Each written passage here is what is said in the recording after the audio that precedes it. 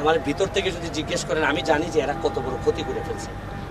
যারা ছিল তারা ক্যান্সারটা ছড়াই দিছে চারদিকে, মনে করেন 4th স্টেজে আছে। তারপরে আমি ফুটবলটাকে আমার মা আমার বাবার মতোই মনে করি। এই জন্য আমি বিশ্বাস করতে চাই না যে এটা আইসিইউতে আছে। আমি বিশ্বাস করতে চাই যে কোনো একটা মিরাকল হবে। অনেক আমাদের এলাকায় ক্যান্সার রোগী অনেকদিন বেঁচে থাকে। আমার একটা বিশ্বাস যে আমরা সবাই মিলে আবার বাঁচাই তুলতে পারবো। আমি তো আগে যদি জানতাম আমি বলতাম যে এটা ঢাকা স্টেডিয়ামে হবে। এটা এখানে কেন?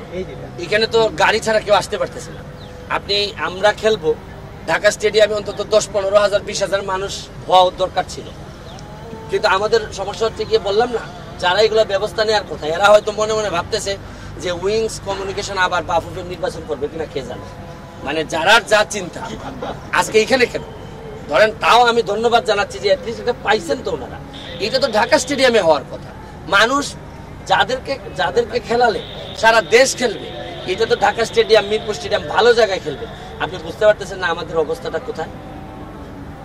তারপরও আমরা মিলে বলে না যে নিজের বাবা জানে, ডাক্তার বলে দিছে যে এই বাবা আর বাঁচবে না, তারপর আমরা বিশ্বাস করতে চাই না যে আমার বাবা বাঁচবে না। আমারও ফুটবলটা এরকম। আমার ভিতর থেকে যদি জিজ্ঞেস করেন আমি জানি যে এরা কত বড় ক্ষতি করে ফেলছে। যারা ছিল তারা ক্যান্সারটা ছড়াই দিছে চারদিকে, মনে করেন 4th স্টেজে আছে। তারপরে আমি ফুটবলটাকে আমার মা আমার বাবার মতোই মনে করি। এই জন্য আমি বিশ্বাস করতে চাই না যে এটা আইসিইউতে আছে। আমি বিশ্বাস করতে চাই যে কোনো একটা মিরাকল হবে। অনেক আমাদের এলাকায় ক্যান্সার রোগী অনেকদিন বেঁচে থাকে।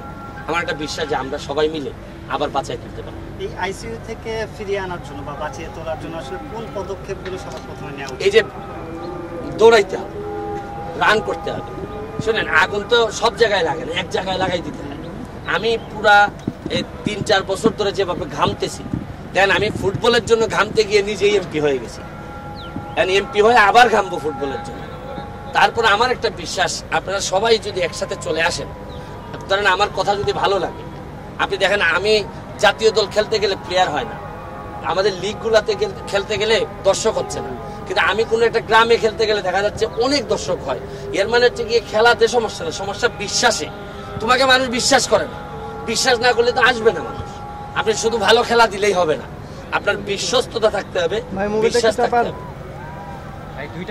যেহেতু মেম্বার অফ পার্লামেন্ট হয়েছেন এবং আইনি পেশায় রয়েছেন একটি সম্মানীয় পেশাতে, এর মধ্যেও আসলে এই ফুটবলের জন্য সময় বের করাটা এখন একটু মুশকিল হবে কিনা, বা মানে অনেক ভক্তরাও এটা জানতে চায় যে ভাইকে আগের মতো। না, ফুটবল আমার এখান থেকে আসে, আর এমপি হিসাবে দায়িত্ব আমার এই জায়গা থেকে আসে। মনে রাখবেন, যেটা তার ব্লাডে থাকে। মনে রাখবেন, আপনারা, আমি জানি না জুয়ারিদের ব্যাপারে আপনার অভিজ্ঞতা আছে কিনা। আমি লন্ডনে ছিলাম, আমি জুয়ারিদেরকে দেখছি। জুয়ারিরা কিন্তু যে কাজই করে ফাঁক দিয়ে 20 মিনিট হলে চলে যায় একটু জুয়া খেলতে। ধরেন গেছে সে একটা বিরাট বড় প্রোগ্রামে, এখানে 5 মিনিটও বের করার সুযোগ নাই। তার নেশাটা এরকম, সে 10 মিনিট হলে 2টা দান খেলে আসবে, মানে ধ্বংস হওয়ার জন্য যা যা লাগে তার আছে। তা আপনি বলতে পারেন আমি ফুটবলের প্রতি, এটা আমার রক্তে আসক্তি। এটা আমার এমপি বানান, মন্ত্রী বানান, আমি ওই যে চেয়ার খুলে হয়তো 10 মিনিট হলে 2টা লাথি দিয়ে চলে আসবো। সুতরাং এটা আমার সমস্যা হবে। আজকে টিম নিয়ে বলুন একটু। আরে টিম তো আপনি বুঝেন না, নামই দিছে চ্যাম্পিয়ন।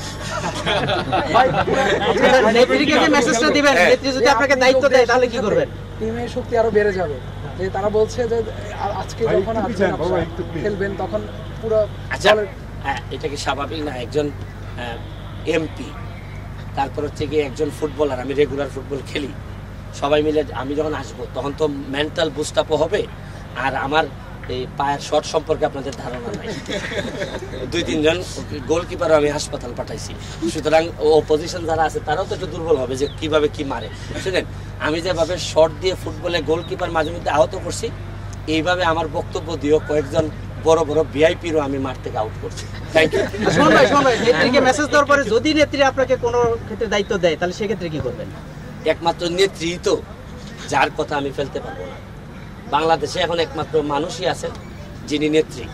তবে আমাকে যদি ব্যক্তি স্বাধীনতা দেন যে আপনি বাফুফেতে যাবেন কিনা, ভাই আমি মাপ চাই। কারণ হচ্ছে গিয়ে আপনি জানেন যে একটা বাচ্চারে শুধু দুধ খাওয়াইলেই হয় না, এটা পরিবেশ দিতে হয় বাচ্চার জন্য। তা আমারে শুধু আপনি অযথা একটা নেতা বানাই দিবেন আর আশেপাশে সব 2 নাম্বার লোক দিয়ে দিবেন, আমার পক্ষে সম্ভব হবে। আর যেটা সম্ভব হবে না, আমি তো বলছি যে মাল বানাইতে আমি কোথাও যাব না, না এমপি না অন্য কোনো পোস্ট। আপনি জানেন এমপি আমার 4 মাস ধরে আমি এমপি, আমার ওজন কমে প্রায় 7-8 কেজি কমে গেছে।